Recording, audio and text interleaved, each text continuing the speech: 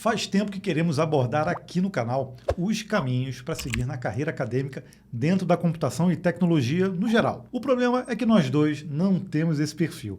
Na verdade, quando terminamos a faculdade, a ideia era parar por ali e continuar só se atualizando por outros meios. Nós acabamos emendando ali no MBA em Gestão Empresarial justamente para nos ajudar com os desafios que estávamos tendo na época com a nossa empresa. Mas o que importa é que chegou o momento de falarmos sobre carreira acadêmica na computação, seja mestrado, doutorado ou pós-doutorado. E para isso, temos um convidado super especial e super credenciado nesse assunto. Vocês já devem saber quem é por causa do título do vídeo, mas nós vamos apresentá-lo formalmente depois da vinheta. Otávio Lemos, seja muito bem-vindo, sinta-se aqui em casa mais uma vez, porque você já esteve aqui com a gente no compilado. Se você não acompanhou, vale a pena acompanhar lá no nosso canal do podcast. Otávio, seja muito bem-vindo. Muito obrigado pelo convite, é um prazer estar aqui, né? Eu gosto muito do trabalho de vocês e agradeço muito o convite aqui para esse bate-papo. Está preparado? Vamos destrinchar esse assunto, vamos contar um pouco da sua história, mas também o que a gente quer fazer é incentivar as pessoas também a entrar na área acadêmica, né? Então, esse vai ser o papel do Otávio aqui nessa conversa. Então, se você tem curiosidade, fica com a gente até o fim que nós vamos trazer dicas e tirar ao máximo o conhecimento do Otávio. Independente da sua formação, o importante é sempre se manter atualizado. Por isso, nós viemos até aqui para falar do desconto especial que temos para você assinar a Alura através do link que está aqui na descrição do vídeo. A Alura é a maior escola online de tecnologia do país. Você já deve conhecer, né? Onde você, através de uma assinatura mensal, tem acesso a todos os cursos e uma comunidade pronta para te ajudar. Você vai estudar, praticar, discutir e se aprofundar. Não deixa de acessar o link e conhecer os cursos e as formações da Alura. E o Otávio é desenvolvedor, pesquisador, professor e autor. Leciona há mais de 10 anos na Universidade Federal de São Paulo.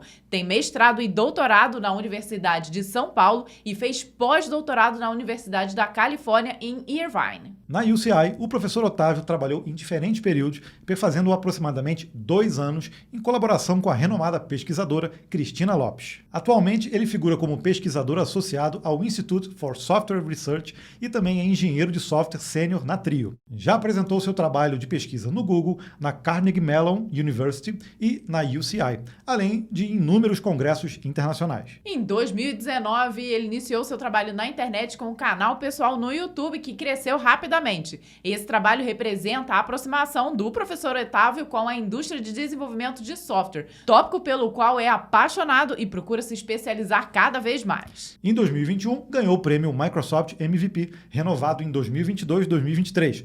Otávio tem um livro super legal sobre arquitetura limpa na prática, que vendeu mais de 1.000 cópias digitais. E aí, quer mais? Então fica até o final dessa conversa.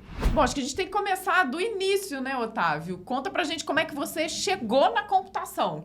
E qual foi seu primeiro contato com o computador? Isso Sim. é sempre bom saber, né?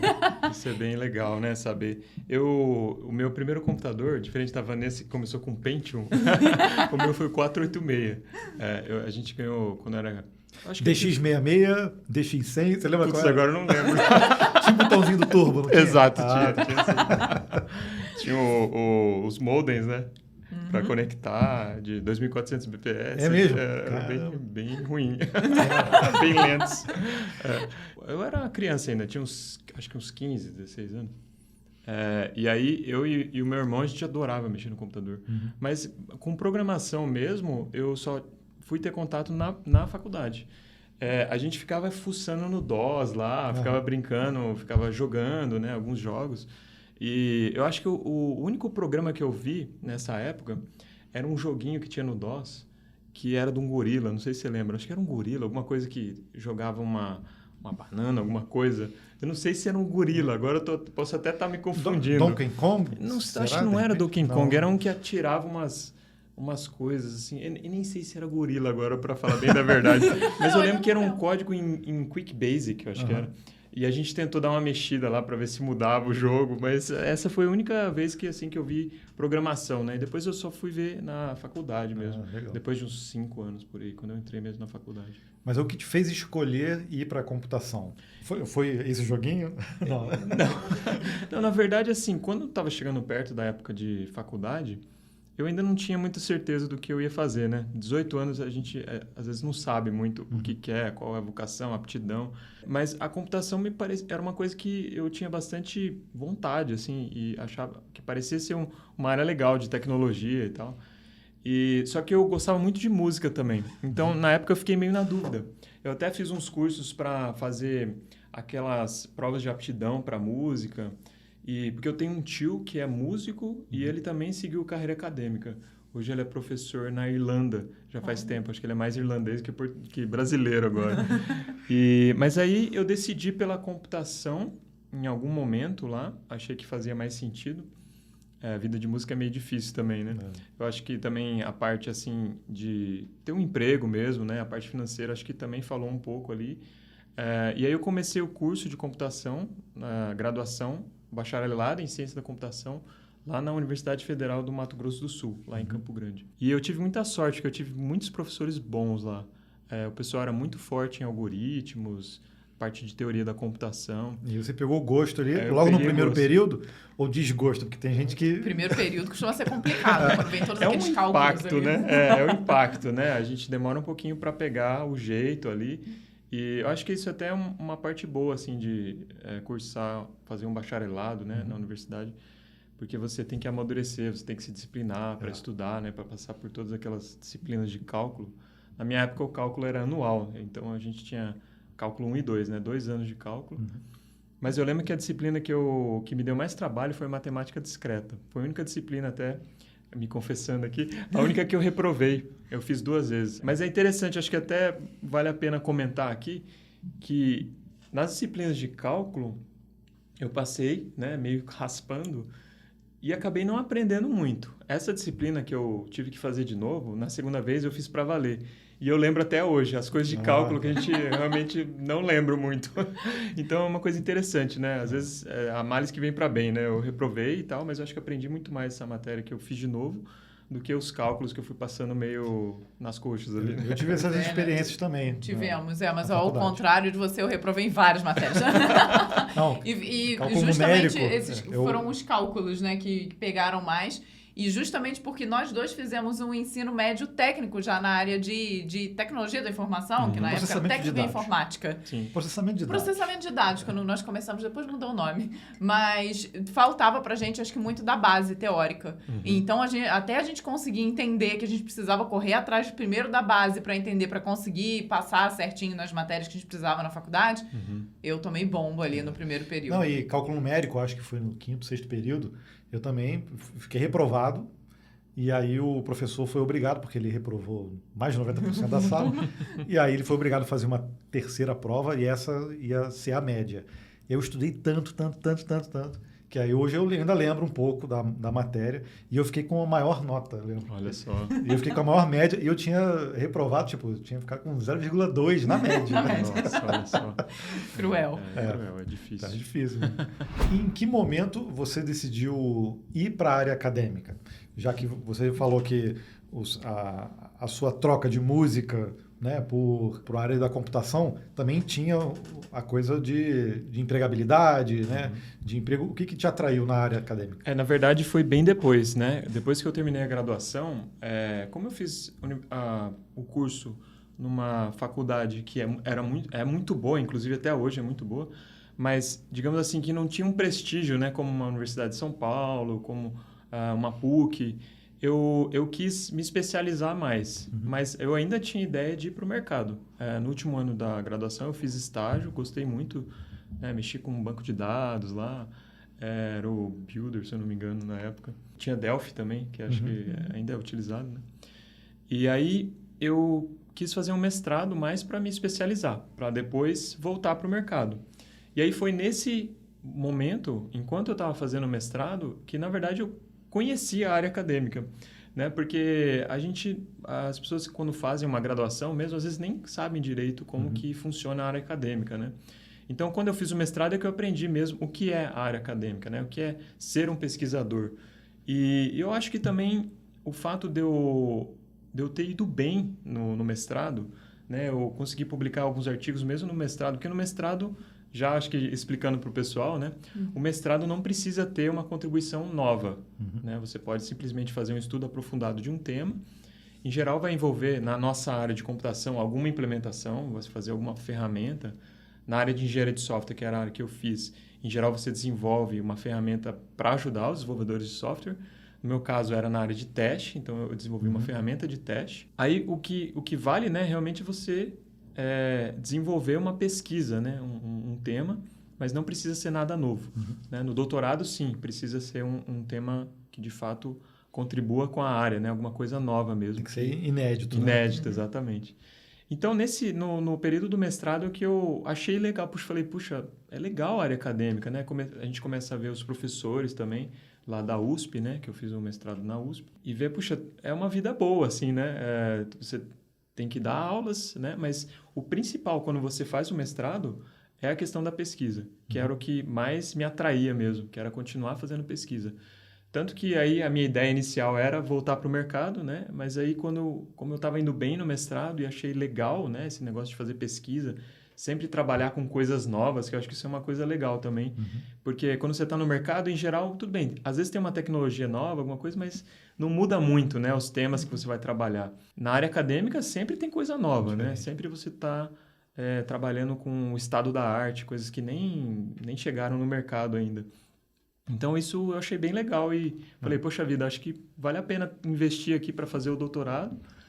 E aí que eu acho que eu decidi mesmo pela área acadêmica. Né? E aí eu fiz o doutorado com o mesmo orientador que eu fiz o mestrado lá na USP, eu parti para o doutorado. Bom, é um negócio que você falou no início, no seu curso de computação, lá no Mato Grosso do Sul, você falou que os professores eram muito bons, Então, eu acho que isso é um grande incentivo também, né? Muitas pessoas abandonam pelas dificuldades ou também por questões, às vezes, de não se identificar, às vezes, com professores, né? Isso a gente tem visto até no mercado, as pessoas reclamando muito do nível das faculdades, que, obviamente, a gente teve um aumento gigante das faculdades no país, mas a qualidade não acompanha, né, necessariamente, né? A formação de professores que é importante. Né? Exatamente. Eu acho que o professor ele tem um impacto muito forte. Em geral, acho que eu já vi uma pesquisa que mostra isso, que, em geral, as pessoas escolhem as áreas que vão seguir por conta de professores. Né? Se a gente pensar bem, né, as áreas que a gente segue, em geral, tem a ver com um professor, alguém que, né, mostrou aquela área para a gente, nossa, ficou deslumbrado, né, por conta de uma personalidade, né, de alguém que é muito bom, um professor muito bom. Isso faz muita falta mesmo. E essa é uma questão que eu acho que vale a pena comentar também, que os professores pesquisadores, eles não são muito treinados para dar aula. Isso é uma coisa que... quer dizer, eu fui aprender a dar aula mesmo quando eu entrei na universidade como professor, para dar aula. Porque, em geral, a gente faz pesquisa, né? A gente é treinado para ser pesquisador. Claro, uma vez ou outra você vai ajudar um professor a dar uma aula, mas o que a gente faz mais é apresentações, né? A gente vai para congresso, apresenta um artigo. Então, isso é uma coisa que impacta também na qualidade do professor. Eu imagino que muitas pessoas têm essa experiência, né? De ter um baita professor que é um baita pesquisador, mas que não sabe dar aula direito. Porque são duas habilidades diferentes.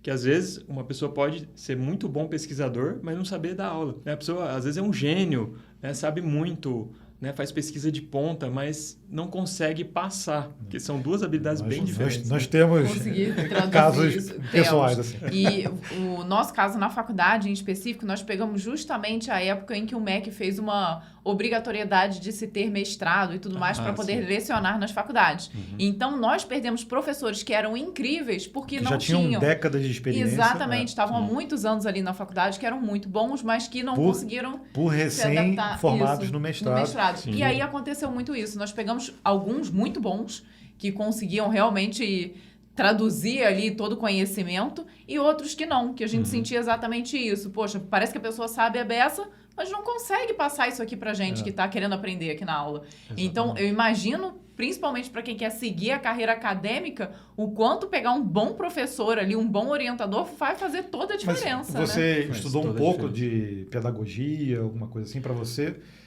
melhorar a sua formação enquanto professor? O que a gente tem, né, pelo menos lá na USP, quando eu fiz, é uma disciplina de preparação pedagógica, que eu acho que é muito fraca. Assim, algumas bases da pedagogia, mas não se aprofunda muito e a gente não tem experiência prática, né? Porque para aprender a dar aula, você tem que dar aula.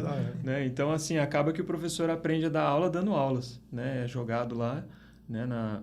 Ele passa no concurso e tem que aprender na prática. E aí ele vai se moldando por ele mesmo, né? Exatamente. Mesmo encontrando as técnicas por osmose, né? Exatamente. Claro, tem outras áreas, né? Em que a pessoa talvez tenha que estudar mais para lecionar, né? Na área de educação. Isso também não necessariamente vai... Por exemplo, o professor que manja muito de educação na parte da pesquisa não necessariamente vai ser um bom professor, vai saber dar aulas, né? Porque são coisas diferentes também. Às vezes você sabe muito da teoria, né? De como ensinar, da pedagogia e tal, mas na hora de ensinar mesmo, pode ser que não saiba muito, né? Então é interessante isso. É uma habilidade mesmo que você tem que desenvolver. Eu acho que isso é uma falha do sistema, digamos assim, acadêmico, né? Que quando uma pessoa segue carreira acadêmica, ela foca mais na pesquisa, né? Eu acho que deveria ter mais preparação para você ser um professor, para que não ocorra isso, né? Não tenha essas anomalias. De certa forma, isso ajuda os profissionais também a palestrarem melhor também, sim, a fazerem apresentações melhores também, e melhora, de certa forma, a pesquisa também, né? Exatamente. É que é engraçado porque é muito diferente uma apresentação de uma aula. Né? Quando eu entrei na Unifesp para dar aula, eu sabia apresentar muito bem, mas a aula é diferente, porque você tem que envolver os alunos, você tem que, né, puxar deles, você tem que ver se eles estão entendendo bem. Então, às vezes, uma pessoa sabe dar palestras excelentes, mas a aula mesmo, às vezes, não sabe. Na palestra é um momento ali, e na aula, de repente, você está ali para desenvolver aquelas pessoas. Né? Exatamente. É verdade. Tem uma interação mais forte, né, do que na palestra. Otávio, agora você acabou indo buscar também um pouco dessa sua carreira no exterior. O que te motivou a buscar essa formação lá fora? Então, acho que é legal explicar uma coisa que acontece com frequência quando uma pessoa faz, principalmente o doutorado. Muitas vezes você tem a chance de fazer o que eles chamam de doutorado sanduíche. O que é o doutorado sanduíche? Você faz uma parte do seu doutorado fora, numa universidade de fora. Então, a minha primeira experiência foi assim. Lá na USP, onde eu fiz, era bem comum os alunos fazerem isso, os alunos de doutorado. E, puxa, eu também sempre tive esse interesse de... Né, primeiro, eu estava na UFMS, né, que é uma universidade boa, porém não tem muito prestígio, por assim, não é muito conhecida. E aí eu fui estudar na USP, fazer doutorado na USP, né? Aí eu acho que o próximo passo seria, né, ir para uma universidade no exterior. Né? E eu acabei indo para a UCI, que é uma universidade de renome, assim. E, poxa, essa experiência de você ir para fora, né, de você conhecer os pesquisadores também internacionais, né, em nível internacional, é muito legal, né? Então, como já tinham vários outros alunos que fizeram doutorado sanduíche, eu também tive o interesse de fazer. Na verdade, inicialmente, quando eu estava terminando o mestrado, eu até me perguntava se não valia a pena fazer o doutorado inteiro fora, né? Porque tem algumas pessoas que fazem isso, fazem o mestrado aqui e depois faz o doutorado inteiro fora. Eu até perguntei para o meu orientador o que ele achava disso, né? Basicamente, o que ele me falou, e eu acho que é verdade isso, não importa tanto você fazer um doutorado no Brasil, numa universidade de ponta, ou fora, numa universidade de ponta. Principalmente, eu estou falando aqui da área de computação, né? Porque se você estiver numa universidade boa, o que importa mais é o tanto de pesquisa que você realmente consegue publicar, né? O tanto de trabalho inovador que você consegue fazer. E no Brasil temos muitos pesquisadores bons na área de computação. Então, ele me fez essa proposta, né, de continuar fazendo doutorado com ele. E aí eu tive essa chance de fazer o doutorado sanduíche, que eu fiquei 6 meses, né, primeiro na Universidade da Califórnia. E foi espetacular, né? Foi aquilo que a gente comentou também no compilado, né? Quando eu cheguei lá, né, parecia um caipira, né? Imagina, você chega num lugar, né, todo mundo de fora, falando inglês e tal. Então, foi uma experiência muito boa também, de amadurecimento, de conhecimento da linguagem, né? E para você se virar também, né, num lugar fora. Assim. Eu imagino também, de cultural também, como muda também a mente, né? Exatamente. Lá tinha gente de tudo que é canto, né? Na UCI tem muita gente asiática, né? Então, eu tinha amigos indianos, eu fiz um amigo do Nepal, né? Tinham também de outros lugares, tinham português. Então, isso é muito legal, né? Porque você tem contato com várias culturas. Então, acho que isso é muito enriquecedor também pessoalmente, não só em termos profissionais, né? Mas para conhecer outros tipos de cultura e tal. É muito enriquecedor. Eu tenho um irmão que trabalhou há muitos anos nos Estados Unidos e ele trabalhava com muitos indianos também. E ele sempre falava, olha, os indianos são muito inteligentes. Eles têm uma cultura lá e todos com que eu trabalho, eles são, assim, fora da média, assim, são bem inteligentes. Né?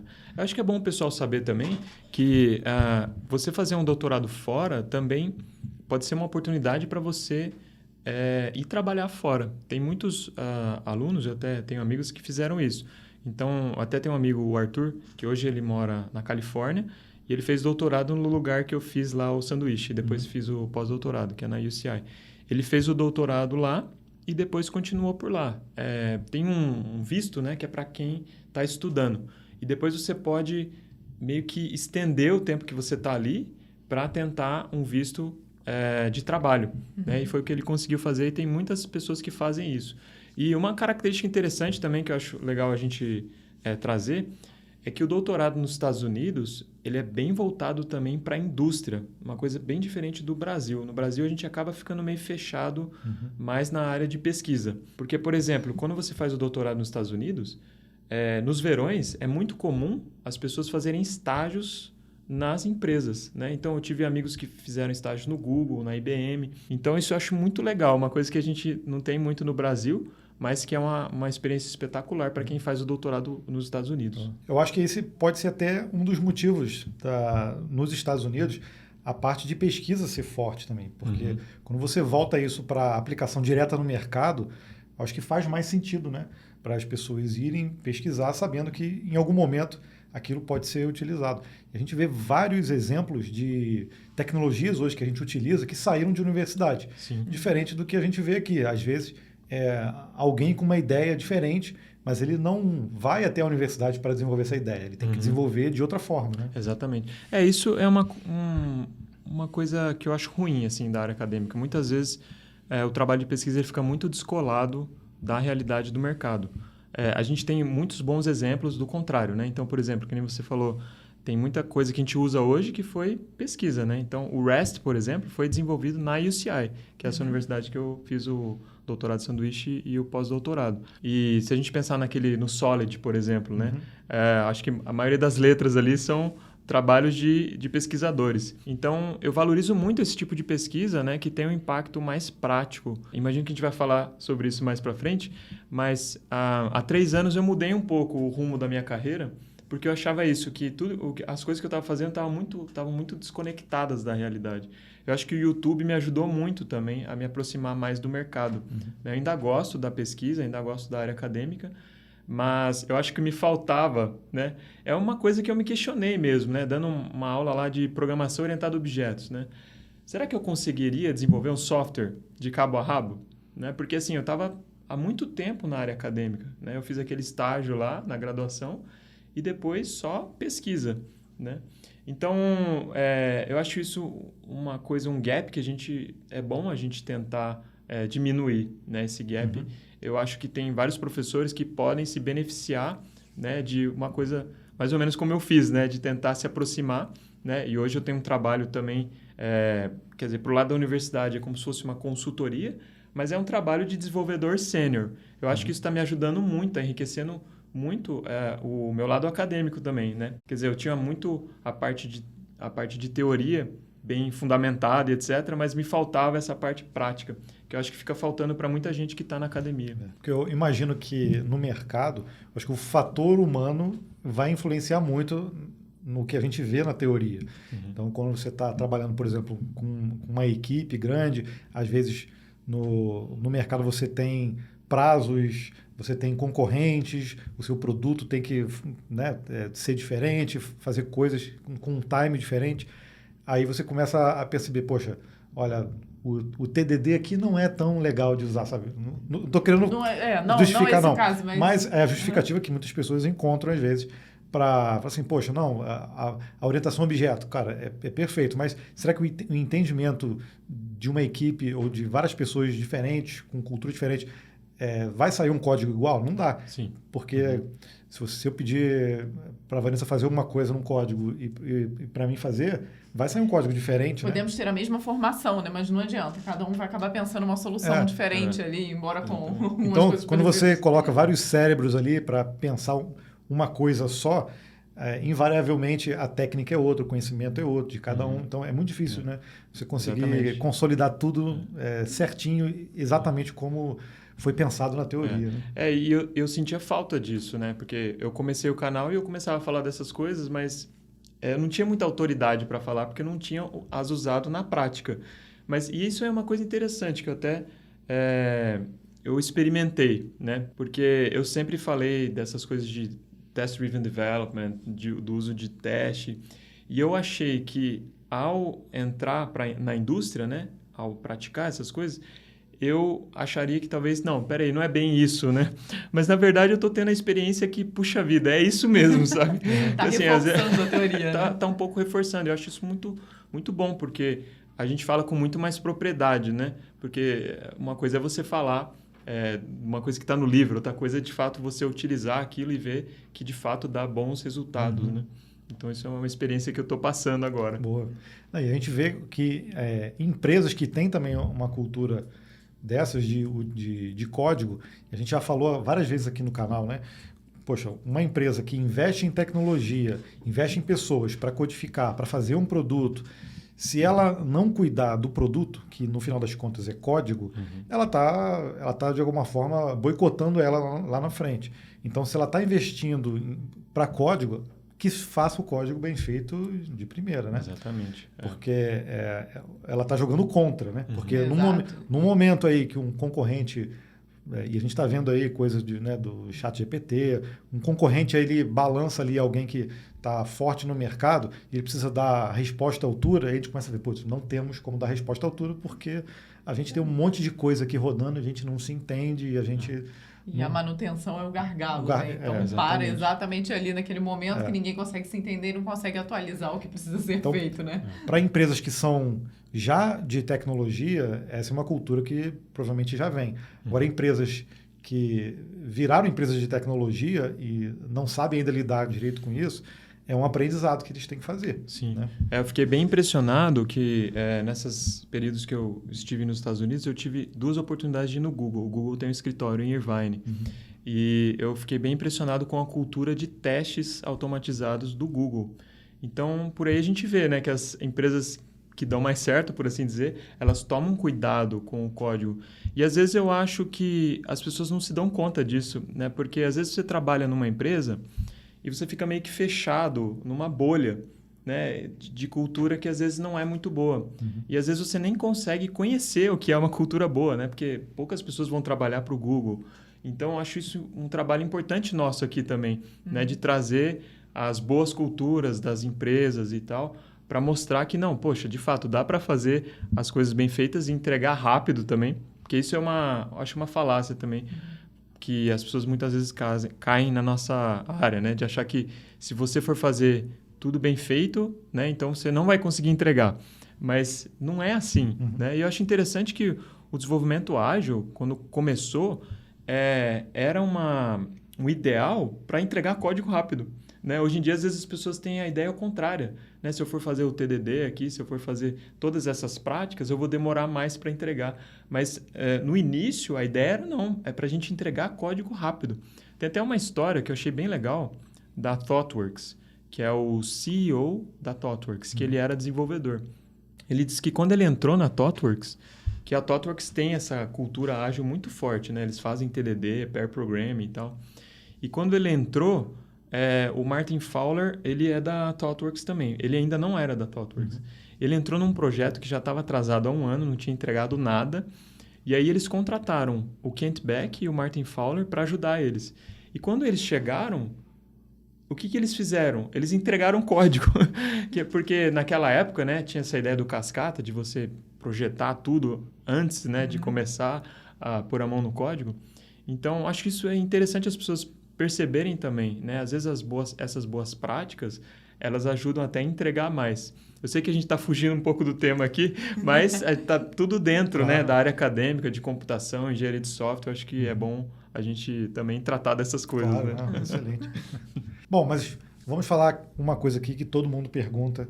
E área acadêmica, mestrado, doutorado, a remuneração, tanto aqui no Brasil quanto lá fora, é viável? As pessoas podem ir para a área acadêmica? Dá para se sustentar? Dá para ter uma vida digna? Como é que funciona? Faz um pouco de tempo que eu saí do estado de estudante, por assim dizer, né? Porque o doutorado eu já terminei faz tempo. Eu estou há mais de 10 anos como professor. Então, assim, digamos que no momento que eu estou agora como professor associado, eu tenho um bom salário, né? Um salário digno, por assim dizer. Talvez se eu estivesse só na indústria, por exemplo, né? Com o mesmo nível, talvez eu estaria ganhando muito mais. Mas eu posso dizer que é um salário digno. O problema é que eu acho que hoje é mais difícil você chegar no ponto que eu estou, por exemplo, de professor associado, né? Então, assim, tem várias questões do governo, de como que a carreira é estruturada e tal, que às vezes dificultam, né? Então, quando eu entrei, a gente entrava como professor adjunto já. Hoje, o professor entra como professor auxiliar, se eu não me engano. Então, vai demorar muito mais para ele chegar a professor associado. Então, tem essas dificuldades, né? As bolsas também, elas são... Vamos falar francamente aqui, elas não são muito boas, né? É muito difícil uma pessoa sobreviver com uma bolsa de mestrado, com uma bolsa de doutorado. Então, tem muita gente que trabalha e faz um mestrado e faz um doutorado. É difícil, né? Eu vou ser franco aqui, é difícil fazer, né? Porque, em geral, é uma coisa que você precisa se dedicar bastante, né? Ainda mais no doutorado, que você tem que desenvolver uma coisa nova. Então, em geral, é bom que você esteja full time naquilo. Mas é difícil, né? É difícil você sobreviver com uma bolsa de doutorado e tal. Algumas agências de fomento, elas têm bolsas melhores, né? Aqui no estado de São Paulo, a gente tem a FAPESP. Eu acho que vale a pena eu agradecer a FAPESP aqui, porque a FAPESP me ajudou em vários momentos, né? Então, no doutorado de sanduíche, eu tive bolsa da FAPESP, no doutorado também. Quando eu fiz o pós-doc, há menos tempo, né? Em 2016, foi bolsa da FAPESP também. Então, eu acho que a área acadêmica, ela te dá várias oportunidades. Então, tem, digamos, várias vantagens e desvantagens. Uma das vantagens é você poder, por exemplo, eu era professor aqui na Unifesp, eu pude parar por 1 ano para fazer um projeto de pós-doutorado e eu continuei ganhando meu salário e ganhei a bolsa da FAPESP. Então, assim, financeiramente foi muito interessante. Mas, assim, não são todas as pessoas que têm essa oportunidade. Às vezes, vai ser difícil você conseguir uma bolsa, você tem que pedir a bolsa, então você tem que ter um currículo bom, você tem que ter publicado bastante artigos. Então, é uma vida difícil. Talvez, se eu tivesse hoje na graduação ou hoje fazendo mestrado, eu não sei se eu decidiria por carreira acadêmica, não sei mesmo. Mas eu digo que, para mim, valeu a pena, né? O momento que eu estou hoje, todas as coisas que eu aprendi, todas as experiências que eu tive por ter escolhido a carreira acadêmica, para mim, valeu muito a pena. Mas eu não sei, porque a situação muda muito, né? A situação das bolsas. Então, é difícil dizer hoje se eu, por exemplo, faria, né, o que eu fiz. E para a sua pesquisa lá fora, também funciona da mesma forma? É da mesma forma. Você fala da questão de artigos e etc. Não. A remuneração foi diferente quando você foi lá para fora? Então, é que quando eu fui lá para fora, eu recebi uma bolsa do Brasil. Entendi. Entendeu? Então, eu não tive uma bolsa de lá. Quando você vai fazer o doutorado pleno mesmo, o doutorado completo, aí, em geral, você vai ganhar uma bolsa de lá mesmo. Aí você tem que concorrer. E tem bolsas do Brasil também para fazer o doutorado completo fora, né? Então, aí vai depender de muitas situações. Às vezes, você conseguir um orientador, né, que tem uma bolsa, que vai conseguir te financiar o teu estudo. Que nem aqui eu fiz na USP, né? A USP é a faculdade pública, gratuita. Então, você não tem que pagar para fazer o mestrado. Agora, em geral, nos Estados Unidos, esses cursos são todos pagos. Então, tem que ter uma bolsa inicial só para pagar a tuition, para pagar as matrículas, etc. E depois tem também um custo lá para a pessoa poder sobreviver. Entendi. Então, tem essa diferença. Enquanto você estava fazendo o pós-doutorado lá fora, como é que era o seu dia a dia de trabalho ali na pesquisa? O que você fazia diariamente? Sim. Então, a vida do pesquisador ela é muito solta, por assim dizer. O seu horário é você que faz, né? Então, acho que isso é uma coisa muito boa. quando estou aqui no Brasil como professor da Unifesp, né, e sou pesquisador, então eu tenho que fazer minha pesquisa e tenho que dar aulas também. Quando eu fiz o pós-doutorado na UCI, eu não dei aulas. Tem professores que acabam dando aulas também fora, mas eu não dei aulas. Então, a minha vida era só fazer pesquisa. Então, sei lá, acordava, ia para a universidade, tinha lá um laboratório com os outros alunos e tal, e fazia o meu trabalho, né, de pesquisa. Uma vez por semana tinha reunião com a supervisora, né, que é a Cristina, e ela tinha reunião com todos os alunos lá, com todos os supervisionados também. Então, é uma coisa bem solta, assim, bem que você faz o teu horário e tal.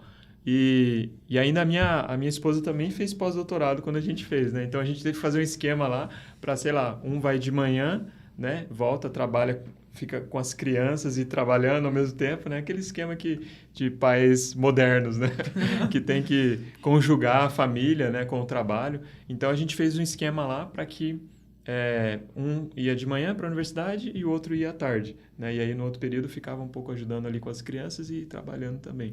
Então, isso é uma história interessante. Um adendo. Vai fazer pós-doutorado, vai com a esposa, vai com os filhos. Cara, não deve ter sido fácil, né? Foi, e a gente ainda teve um filho lá nos Estados Unidos ainda. Vocês contaram, foi uma experiência completa, né? Vocês foram com 3, voltaram com 4. Fomos com 3 e voltamos com 4. Temos um americaninho em casa. Corajosos vocês. Imagino só a trabalheira que era com os filhos e com a pesquisa em si. Qual foi o tema que você fez? Então, quando eu fui fazer o doutorado de sanduíche, eu já comecei a trabalhar com a Cristina nesse tema, que é um tema bem legal, inclusive.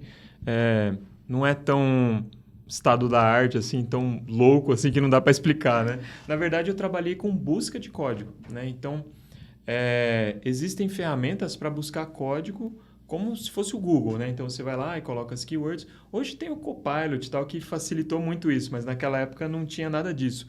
Então, eu desenvolvi uma ferramenta para buscar código usando testes. Então, é como se fosse o TDD, mas em vez de você fazer o teste e depois fazer o código para passar no teste, você fazia só o teste e falava para a ferramenta, busca o código que passa nesse teste. Ela buscava o código que encaixava ali, conforme as interfaces, rodava o teste e mostrava para vocês, esses casos aqui, né, esses itens aqui passaram no teste, então provavelmente é o que você quer. E aí você podia integrar diretamente na sua IDE. Né? No caso, eu usei o Eclipse para fazer um plugin lá que fazia todo esse trabalho, né, de busca e integrar o código e tal.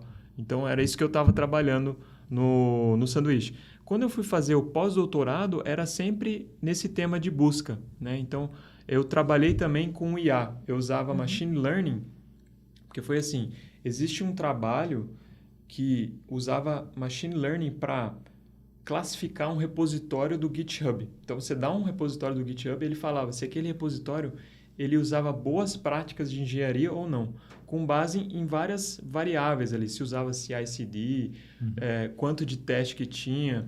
Então, eu já tinha esse modelo, né, que estava treinado com os repositórios do GitHub. Aí a minha ideia foi a seguinte, será que a gente não consegue fazer a mesma coisa só que com um trecho de código? Então, o que eu fiz? Eu peguei vários trechos de código de repositórios que eram classificados por aquele modelo como não engenheirados e vários que eram classificados como engenheirados. E aí eu tirei várias métricas desse código e aí eu fiz o meu modelo de machine learning que só pegava as métricas de código e dizia se era engenheirado ou não engenheirado. Então, esse foi o último trabalho que eu fiz lá no pós-doutorado, né? Que era um trabalho de machine learning aplicado para engenharia de software. Poxa, que legal. Maneiro, isso aí aplicado, por exemplo, numa empresa, daria para aplicar. Uhum. Poderia ser chamado de X9. Mas, brincando, por exemplo, em empresas que têm base de códigos gigantes, né? E tem muitas empresas com isso, uma ferramenta super útil, né? Sim, exatamente. Esse é um problema também da área acadêmica. Em geral, a gente desenvolve protótipos, né? Porque, assim, o que a gente está procurando? Qual que é a moeda de troca? É a publicação. Uma vez que você fez um protótipo que funciona legal, você conseguiu fazer alguns experimentos que mostram que aquela ideia é válida, você conseguiu publicar, em geral, acaba por aí, entendeu? Você não dá andamento para desenvolver um produto, entendeu? Então, Isso também acho que é uma falha da área acadêmica, né? É. Porque poderiam sair muitos produtos daí, dessas ideias. Eu não digo que não saiam, né? Mas com muita frequência o trabalho acaba aí. Você conseguiu publicar aquela ideia, beleza. Aí você parte para outra ideia. Então, em geral, pelo menos a minha experiência foi essa, né? Indo de ideia em ideia, fazendo pequenos protótipos e validando a ideia com publicações. E aí parte para outra ideia. Legal. Bom, e pensando um pouco no futuro, como você imagina, com tudo que a gente está vivenciando hoje na computação, principalmente esse ano que a gente está vendo a inteligência artificial hypar de uma forma impressionante. Como você imagina o mundo da computação para daqui a 5, 10 anos? Né? Sim.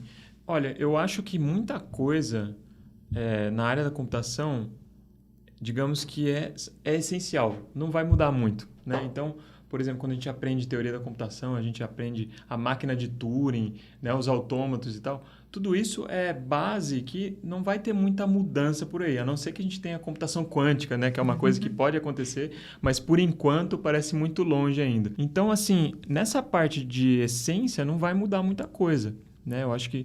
E é bom as pessoas saberem disso, que elas sabem que vale a pena estudar essas coisas, né? Que essas coisas são essenciais e provavelmente não vão mudar muito. Mas essa parte de IA, realmente, eu acho que ela vai movimentar muito.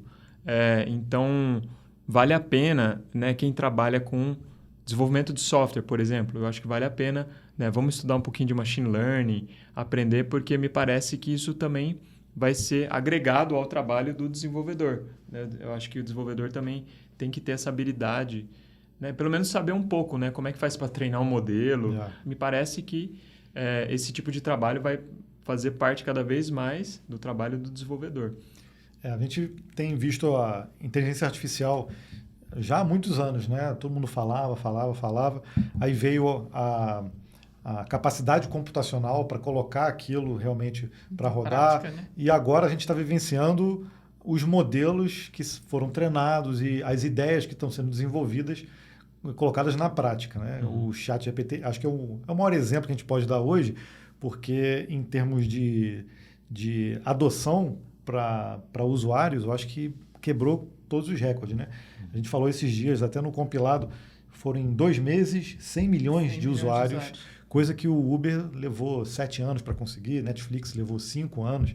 O poder de adoção do ChatGPT não é só para pesquisador, não é só para desenvolvedor, não é só para todo mundo, né? Exatamente. A gente tem a irmã da Vanessa, que trabalha na área médica, com enfermagem, tudo. Ela já usa. Eu já sei de casos de advogados que já estão usando como ferramenta de trabalho, realmente. Então, caiu no gosto popular, né? Sim. Então, a inteligência artificial não é só já é para uso popular, realmente. Né? É uma coisa que realmente é uma coisa realmente disruptiva. E é interessante ver isso, né? Quando eu estava trabalhando com busca, ainda não havia, né, uma coisa como Copilot. Né? Então, a gente tinha que fazer, por exemplo, achava um código que a gente queria reusar, a gente tinha que, mais ou menos, era difícil você conseguir adaptar ele ao seu contexto. Então, isso a IA está ajudando muito a fazer, porque hoje em dia o contexto faz parte, né? Na hora que você está lá usando o Copilot, ele está analisando o seu contexto para te dar sugestões. Então, acho que isso é uma coisa que evoluiu bastante, desde da época que eu fiz lá o pós-doutorado. E é engraçado que eu até fiz uma palestra na UCI, está até disponível online, que eu falava exatamente isso. Que eu achava Vamos deixar aqui o link também da palestra para você assistir. E que eu falava exatamente isso. A vastidão de dados que a gente tem na internet, ela vai realmente impactar muito. Porque quando você senta para desenvolver alguma coisa, você não pensa, puxa, alguém já deve ter pensado nisso, né? A gente não desenvolve coisas muito diferentes. E é isso que acontece mesmo. Naquela época já tinha muito código no GitHub que a gente podia reusar. E agora com o Copilot, que consegue não só pegar código, mas adaptar para o seu contexto, eu acho que isso vai impactar muito a vida do desenvolvedor. Eu não acho que é só um hype, por exemplo, o Copilot. Eu acho que, de fato, vai ser uma ferramenta que vai ser incorporada na vida dos desenvolvedores. Bom, Otávio, essa conversa está sensacional. Eu aprendi bastante aqui sobre a área acadêmica. Sem dúvida. Mas eu quero que você dê algumas dicas para quem se interessou, quer seguir nessa área, porque a gente, querendo ou não, É uma área muito importante. A maioria das pessoas, eu acredito que optem por aí para o mercado, mas a gente tem que entender que a área acadêmica, pesquisa, isso ajuda o país, no desenvolvimento do país como um todo. Não é à toa que países que são referência em pesquisa são os que são mais desenvolvidos, né? Sim. Então, a gente tem que incentivar, né, de certa forma, as pessoas a se interessarem para ir essa área acadêmica também. Certamente. Seja para ser professor, seja para ser pesquisador. Então, dê as suas dicas. Olha, eu acho que, em primeiro lugar, se alguém pensa em talvez seguir carreira acadêmica, acho que deveria fazer uma graduação, né? Um bacharelado em ciência da computação. E enquanto você faz esse curso, muitas pessoas começam na área acadêmica fazendo iniciações científicas, que é realmente um trabalho inicial para a pessoa entender como é que funciona um trabalho acadêmico. Então, essa é uma oportunidade de começar a entender como funciona a vida acadêmica, até para ver, né, se, como você disse, né, poucas pessoas talvez têm vocação e têm aptidão e vão gostar, né, de seguir para a área acadêmica. Então, uma maneira de testar isso é fazer uma iniciação científica. Então, procura um professor de uma área que você gosta, de uma área que você se interessa por inteligência artificial, por exemplo, que é uma área muito legal. Então, assim, quando eu falei, por exemplo, da parte ruim da área acadêmica, eu estava falando principalmente da minha área, de engenharia de software. Mas na área de IA, por exemplo, não tem muito, eu pelo menos não vejo muito essa desconexão da realidade, do mercado, né? Os meus amigos que são pesquisadores de machine learning e inteligência artificial, eles estão fazendo trabalhos de ponta, né, que de fato tem a ver com o que o pessoal está usando, ChatGPT e etc. Então, eu acho que essa área é muito legal. Então, se você tem interesse, procura um professor que possa te orientar a fazer uma iniciação científica. O que é uma iniciação científica? Ele vai te propor um tema para você estudar e provavelmente desenvolver alguma coisa dentro daquela área, né? Então, vamos dar um exemplo aqui. Eu quero fazer aqui um modelo de machine learning, né? Eu quero treinar esse modelo e quero testar um modelo para ver se eu consigo fazer um modelo que seja otimizado para uma determinada tarefa que eu queira fazer. Então, isso seria um trabalho de iniciação científica. Então, essa seria uma maneira de começar. E aí, se a pessoa gostar, aí a ideia é, a partir daí, tentar ver um mestrado acadêmico, e depois do mestrado, o doutorado. Tem muita gente que faz o doutorado direto também, né? Que é direto da graduação para o doutorado. Isso também é possível. Então, se vê que tem vocação, né? Fez lá uma iniciação científica, se deu muito bem. Às vezes sai até a publicação da iniciação científica. Então, às vezes engata já um doutorado direto. Então, essas são as maneiras aí que as pessoas podem seguir para fazer alguma coisa na área acadêmica. Super interessante. Eu lembro, na época em que eu fiz faculdade, eu cheguei a ter uma bolsa do CNPq e também cheguei a aplicar. Fiz até também uma publicação pequena numa feira que tinha, e na época eu fiz sobre educação à distância. E o meu projeto envolvia justamente a criação de um site que trouxesse ali alguns cursos. Infelizmente, na época, realmente eu não consegui finalizar todo o processo, mas deu um pouquinho desse gosto. Mas acho que eu caí naquele problema também. A pessoa que estava me orientando, acho que ela não conseguiu acender em mim a chama. Eu Sim. não achei tão interessante e acabei não seguindo em frente, né? Entendi. Mas acho que faz toda a diferença você ter ali um orientador que vai conseguir te orientar mesmo e te dar os caminhos e te ajudar a crescer naquela ideia que você está ali desenvolvendo, né? Exatamente, faz toda a diferença, né? Um orientador entusiasmado, né? Que consegue realmente fazer o aluno ficar entusiasmado pelo tema e às vezes pela área acadêmica também. Eu acho que isso aconteceu comigo, né? Quando eu fiz o mestrado, como eu disse, eu não tinha intenção de virar professor, de virar pesquisador, mas o meu orientador era muito bom e o tema foi legal, então eu me interessei pela pesquisa ali, né? Na hora que eu estava fazendo o mestrado. Então, isso pode acontecer na hora que está fazendo iniciação científica e etc. E aí pode acender uma luzinha para um possível acadêmico aí, professor, pesquisador. E aí, você curtiu esse papo? Nós aprendemos bastante sobre a área acadêmica e mais. A gente convivendo aqui com o Otávio e a Ana, sua esposa, morando aqui em São José dos Campos, a gente tem aprendido bastante pessoalmente também, toda vez que a gente se encontra. Então eu te faço aqui te falo publicamente, muito obrigado aí pela sua amizade. Não é só pela participação, não, é pela amizade. A Ana nós convidamos, mas você não quer da próxima vez, Ana, nós vamos te trazer, viu? Porque ela também tem muita experiência legal para contar. Então, conta aqui pra gente o que você achou, deixa nos comentários. E se você gostaria que nós recebêssemos uma outra pessoa para sentar aqui ao invés do Otávio, deixa nos comentários também, porque vai ser um prazer poder ao invés receber... não, além do Otávio. Além do Otávio? Tá bom, além do Otávio. Vai ser um prazer ter mais pessoas participando aqui no canal com a gente. Então, muito obrigado mais uma vez, Otávio. A gente espera num próximo vídeo. Tchau, tchau.